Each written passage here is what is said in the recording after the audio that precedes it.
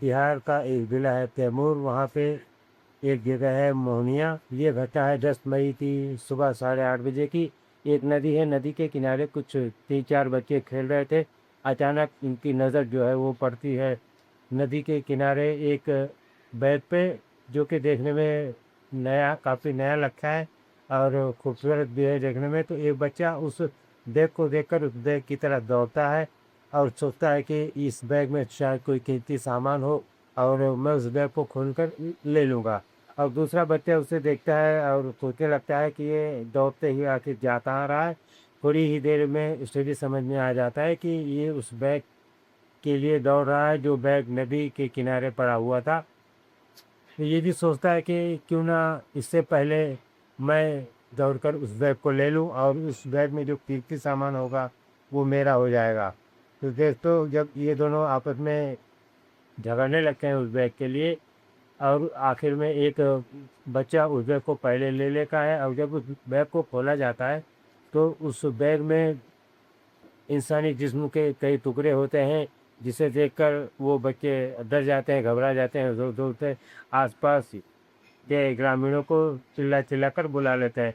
जब ग्रामीण आते हैं तो देखते हैं कि उसमें लाश के कटे हुए कई टुकड़े हैं और वो तुरंत पुलिस को इत्तला देते हैं। इत्तला पाकर पुलिस, वहाँ के जो पुलिस अधिकारी होते हैं, एसपी हरि मोहन जी और डीएसपी प्रदीप कुमार, थाना प्रभारी प्रदीप प्रसाद जी होते हैं, वो मौके पर पहुँचते हैं और फोरेंसिक टीम भी पहुँचती है और देखती है, जांच करती है कि आखिर ये लाश आई कहाँ से। इसमें एक ही इंसान के कई टुकड़े हैं या फिर और भी कई लोगों के कई टुकड़े हैं, ये जानने की कोशिश करती है। उसके बाद सारे इस लाश को और बैग को पुलिस अपने कब्जे में लेकर फोरेंसिक टीम के साथ मिलकर वो इसे पोस्टमार्टम के लिए भेज देती है और आसपास के लोगों से पता करती है कि आखिर इसे पहले किसने देखा या ये किस तरफ से लाश आई है, किसी को कुछ पता है या ये कोई जानता है कि ये लाश किसकी है। असल में इस लाश को पहचानना बहुत ही मुश्किल था, क्योंकि ये जो लाश के टुकड़े थे उसमें जिस्म का पूरा हिस्सा तो कई टुकड़ों में था, मगर ये जो लाश मिली थी यहाँ पे बैग के अंदर, उसमें किसी का भी सर नहीं था, जिसकी वजह से लाश की शिनाख्त करना बहुत ही मुश्किल हो गया था। और पुलिस के सामने ये बड़ा ही पेचीदा केस सामने आया, जिसकी वजह से पुलिस काफ़ी हैरान और परेशान थी कि आखिर ये लाश है किसकी।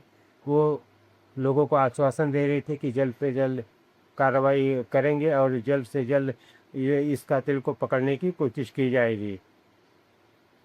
अभी 2 दिन बीते ही थे कि पुलिस के हाथ कुछ लगा नहीं था, कुछ था कोई सबूत या कोई गवाह, कुछ भी पुलिस के पास नहीं था। पुलिस परेशान थी कि आखिर ये लाशें किसकी हैं, किन लोगों की है, कहाँ की हैं। कुछ पुलिस पता नहीं कर पाई थी कि पुलिस के पास एक और खबर आती है कि तामगढ़ थाना के पास एक जगह है अमेदा। अमेदा के करमनाशा एक नहर है, उसके पास एक बोरी मिली है। उस बोरी में भी लाश के टुकड़े हैं, जिस तरह वो 2 दिन पहले उस बैग में मिले थे और उनका भी सर नहीं है। पुलिस ये सुनती है और सन्न रह जाती है। वो तुरंत आनन फानन में उस मौके वारदात पे पहुंचते हैं, जगह की छानबीन करते हैं और दूर दूर तक तलाश की जाती है, लेकिन सर कहीं भी उन्हें नहीं मिलता है। वो उस बोरी को और लाश को फोरेंसिक टीम के हवाले कर देते हैं और आगे की कार्रवाई जांच में वो जुट जाते हैं। पुलिस कई दिनों से काफ़ी परेशान थी, लेकिन लाश की शिनाख्त नहीं हो पाई थी। कुछ खबर कहीं से न तो आ रही थी, ना खबरियों की कोई खबर थी कि लाश किसकी हो सकती है, ना तो और ही कोई सुराग मिल पा रहा था। इतने ही सब पुलिस के दिमाग में चल रहा था कि अचानक से जो फोरेंसिक टीम होती है उनके ऑफिस से फ़ोन आता है कि सर आप लोग जल्दी से मतलब हमारी ऑफिस में आ जाइए, ये चीज़ मिली है जो शायद आपको इस केस के बारे में मदद कर सकती है। शायद ये आपको पता चल सकता है कि ये लाशें किसकी हैं। तो जब पुलिस वहाँ पे फोरेंसिक टीम के ऑफिस में पहुँचती है तो जो वहाँ के हेड होते हैं वो बताते हैं कि ये जो मरने वाले थे जिनकी हत्याएं हुई हैं उनमें एक लाश जो है एक व्यक्ति की है और एक महिला की है और दो बच्चे हैं जिसमें से एक लड़का है और एक लड़की है। तो ये जो लड़की है उसकी ड्रेस उसका जो कपड़ा है वो एक आंगनवाड़ी स्कूल का है जो कि उत्तर प्रदेश में सरकारी स्कूलों में बच्चे पहनते हैं। सरकारी स्कूल प्राथमिकी जो सरकारी स्कूल होता है उसे आंगनबाड़ी कहा जाता है। तो जब ये उस कपड़े के बारे में बताते हैं और बताते हैं कि उस पर एक लेबल भी लगा हुआ है जिस लेबल पे आपको देखने में पता चलेगा कि रामगढ़ सिलाई सेंटर उस लेवल पे लिखा हुआ है। तो आप जब इसकी जांच पड़ताल करेंगे तो हो सकता है कि आपको पता चल जाए कि ये लाशें किसकी हैं और इनको इनकी हत्या करने वाला कौन है। तो जब पुलिस वाले इस लेवल को देखते हैं इसकी जांच करते हैं, थाने में करीब 60-65 स्कूल आते थे उस क्षेत्र के, तो बारी बारी पुलिस जो है पुलिस की टीम जो है वो हर स्कूल पर जाकर ये जांच करती है कि क्या आपके स्कूल से कोई बच्चा मिसिंग है, कई दिनों से आ नहीं रहा है या कोई गायब तो नहीं है, कि कोई खबर है तो आप हमें बताइए। ऐसा ऐसा मामला हमारे सामने आया है, हम उसकी जांच पड़ताल कर रहे हैं। तो करीब कई स्कूलों की खाक छानने के बाद एक स्कूल में जब पुलिस वाले पहुंचते हैं तो वहाँ की एक टीचर जो है वो बताती हैं कि एक बच्ची है जिसका नाम है किप्पी, वो पिछले 4-5 दिन से स्कूल नहीं आई है। आप पता कीजिए कि क्या मामला है, हो सकता है ये आपके ही केस का कोई आपके ही केस से जुड़ा मामला हो सकता है, आप पता कीजिए। हम तो किसी के घर जाते नहीं हैं, हम पूछ नहीं सकते। पुलिस की टीम जब उस बच्ची के गांव पहुंचती है तो पता चलता है कि उनके घर पर ताला लगा हुआ है। वो उनके आस पड़ोस में पूछना शुरू करती है कि ये जो घर के मालिक हैं इनका नाम क्या है, ये कहाँ गए हैं और गए हैं तो कितने दिनों से गए हैं, क्या आपको कुछ पता है कहाँ गए हैं। तो उनके आस पड़ोस वाले बताते हैं कि इस घर का मालिक का नाम जो है वो है कृष्ण मुरारी और साथ ही इनकी पत्नी जो है दुर्गेश कुमारी, वो और इनके दो बच्चे हैं जिसमें से 8 साल का अंश है और 4 साल की कीर्ति है। ये चारों लोग 4-5 दिन से गायब है, किसी से कुछ ये लोग बताकर नहीं गए हैं और अगर गए हैं तो कहाँ गए हैं ये किसी को कुछ पता नहीं है।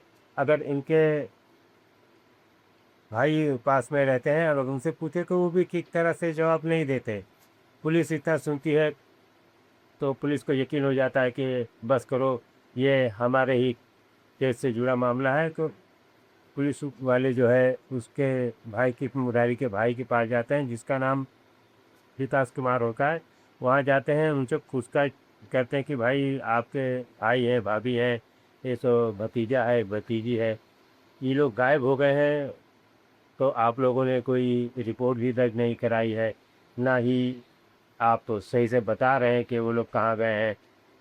तो जब तक आप हमें सही से कोई बात बताएंगे नहीं तो हम पता नहीं कर पाएंगे कि आखिर ये मामला है क्या।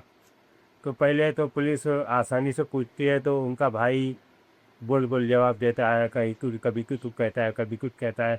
तो जब पुलिस समझ जाती है कि ये हमें घुमा रहा है, हमें परेशान कर रहा है, ये ज़रूर कुछ जानता है, तो पुलिस सख्ती से विकास से पूछताछ करती है।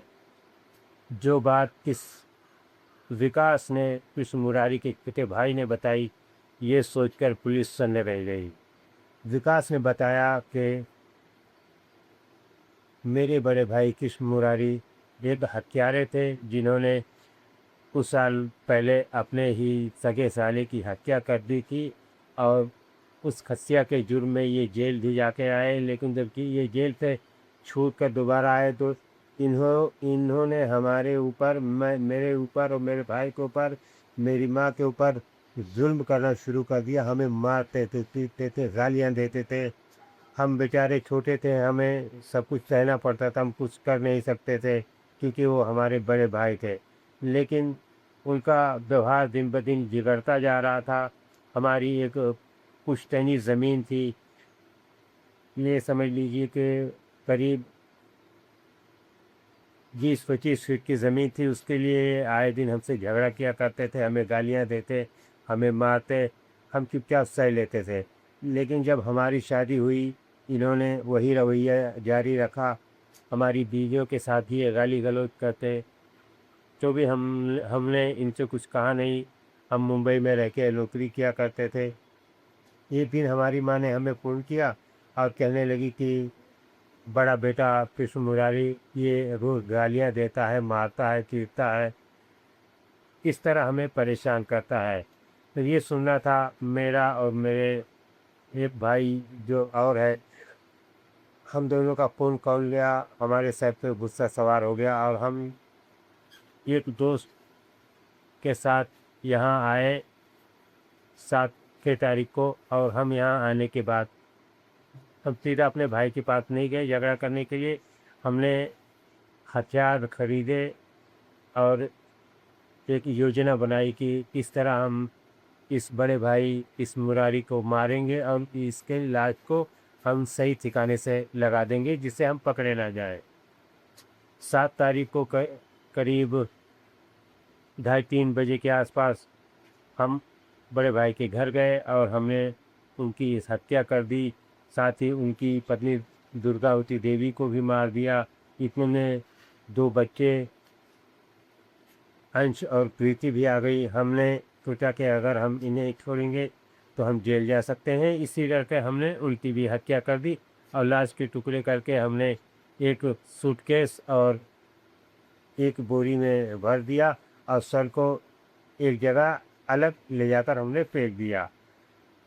जब ये हत्या हो रही थी तब उनकी माँ जो है कृष्ण मुरारी की, विकास की जो माँ होती है, जिसने मुंबई में फ़ोन करके विकास को बुलाया था, हत्या के वक्त ये वहीं बैठी सब कुछ देख रही थी। अपने बेटे को मरता हुआ, अपने पोते को, अपनी पोती को, न जाने इसके दिल में, न जाने उस माँ के दिमाग में क्या चल रहा था, वो क्या सोच रही थी कि अपने बड़े ही बेटे के पूरे परिवार को उसने ख़त्म करा दिया, वो भी अपने छोटे बेटे पे। सोचने वाली बात है।